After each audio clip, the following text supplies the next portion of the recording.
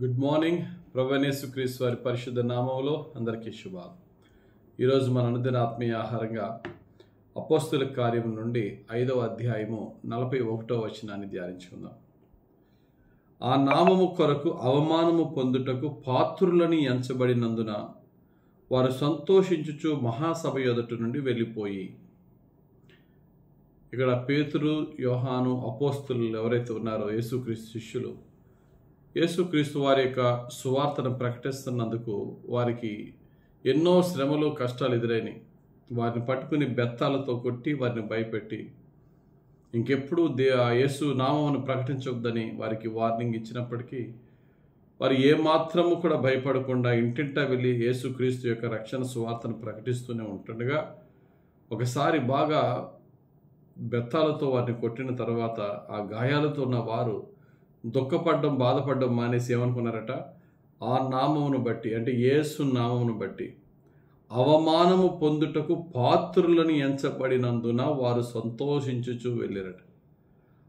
అంటే దేనికి పాత్రులని? దీవింపబడటానికి పాత్రులని, మేలు పొందటానికి పాత్రులని, లేక సంఘములో ఉన్నతమైనటువంటి గౌరవము పొందటానికి పాత్రులని కాదట, అవమానము పొందటానికి పాత్రులని. ఈ మాట మనం ఎక్కడా వినం. ఆయన అర్హుడండి. దేనికి అర్హుడు? ఆ పదవికి అర్హుడండి. నాకేం తక్కువ, నేను అర్హుడినండి, నేను యోగ్యుడినండి. కానీ ఇలా అనుకోవచ్చా? దెబ్బలు తిన్నాను, నేను యోగ్యుడినండి, ప్రజలందరూ తృణీకరించడం, నేను అర్హుడినండి, నేను యోగ్యుడినండి అని ఎవరు అతిశయించరు. కానీ దేవుని యొక్క సేవకులు అటండి, యేసుక్రీస్తు నామమును బట్టి దెబ్బలు తినడానికి కానీ, అవమానం పొందడానికి కానీ అదొక అర్హతగాను, యోగ్యతగాను భావించి వారు సంతోషించి దేవుని సేవ చేశారు. కారణం ఏంటో తెలుసా? ఎప్పుడైతే యేసుక్రీస్తు నామము నిమిత్తమో నీవైనా నేనైనా ఆ నాటికాల అపోస్తులైనా ప్రజల చేత తృణీకరింపబడినప్పుడు, హింసింపబడినప్పుడు, దూషించి ద్వేషింపబడినప్పుడు ఒక గొప్ప సత్యము మనం తెలుసుకుంటే నిజంగా మనం ఆనందిస్తాం. ఏంటో తెలుసా ఆ సత్యం? ఆయన నామమును బట్టి ప్రజలు మనల్ని దూషించినప్పుడల్లా దేవుని ఆత్మ మనపై హెచ్చుగా దిగి మనల్ని అభిషేకిస్తాడనే సత్యాన్ని తెలుసుకోవాలి. చదువుదామా? పేతురు రాసిన మొదటి పత్రిక 4వ అధ్యాయం 14వ వచనం. క్రీస్తు నామము నిమిత్తము మీరు నిందపాలైన ఎడల మహిమాస్వరూపి అయిన ఆత్మ అనగా దేవుని ఆత్మ మీ మీద నిలుచుచున్నాడు గనుక మీరు ధన్యులు. క్రీస్తు నిమిత్తము హింసింపబడుట మనం ధన్యతని ఎందుకు అంటున్నారంటే, అవమానం పొందుట అదొక గొప్ప భాగ్యముగా వారు ఎందుకు ఫీల్ అయ్యారంటే, ఆ అవమానము, ఆ హింస పొందినప్పుడల్లా దేవుని ఆత్మ మీ మీద నిలుచుచున్నాడు గనుక మీరు ధన్యులు. కాబట్టి ప్రియులారా, ఈరోజు మనము భారతదేశంలో మరి ముఖ్యంగా క్రైస్తవులు చాలా తక్కువ మంది ఉన్నారు, మైనారిటీస్గా ఉన్నాం. ఈ మధ్యకాలంలో మతద్వేషాలు ఎక్కువైపోయినాయి. క్రైస్తవులను దూషిస్తున్నారు, ద్వేషిస్తున్నారు, హింసిస్తున్నారు.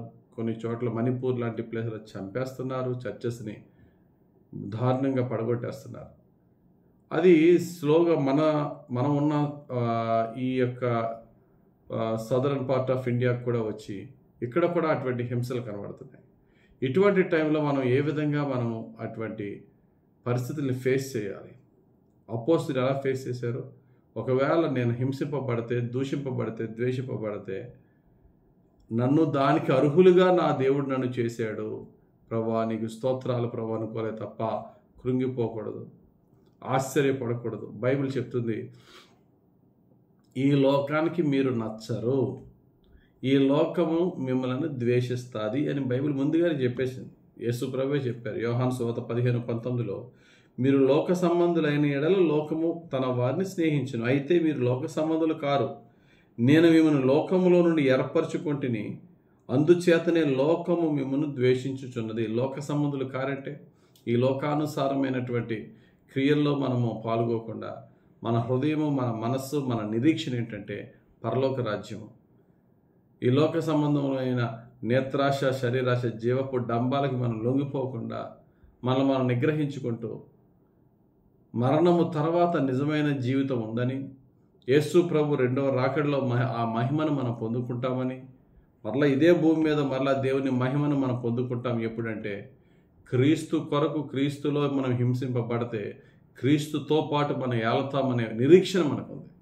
కాబట్టి ఇప్పుడు ఈ ప్రజెంట్ వరల్డ్లో యేసు ప్రభు వారి మొదటి రాకడ ఎలాగైతే ఉందో మనకి కూడా మొదటి రాకడ, రెండో రాకడ ఉంటుంది.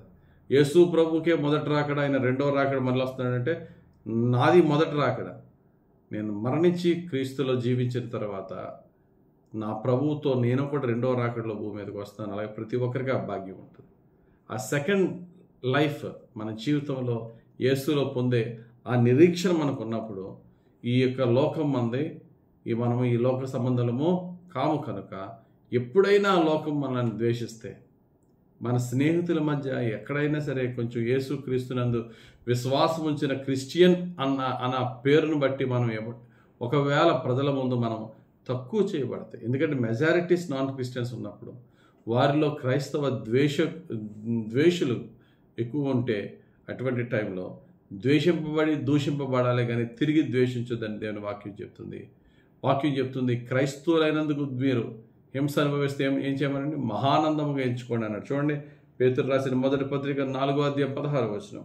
ఎవడైనను క్రైస్తవుడైనందుకు బాధ అనుభవించిన ఎడల అతడు సిగ్గుపడక ఆ పేరును బట్టియే దేవుని మహిమపరచవలెను. దేవుని మహిమపరచుటలో ఒక విధానం ఏంటంటే ఆరాధన చేసి మహిమపరచడమే కాదు, ప్రభువు కొరకు హింసింపబడుట, దూషింపబడుట, ద్వేషింపబడుట కూడా మన నుండి దేవునికి వెళ్తున్న గొప్ప ఆరాధన, గొప్ప మహిమ.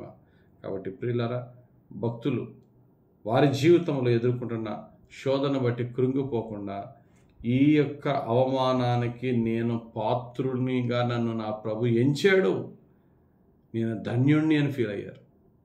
ఈ హింసకు నన్ను పాత్రునిగా చేసినందుకు నీకు వందనాలు ప్రభు అనుకున్నారు. అదేవిధంగా వారి జీవితాలు జీవించారు.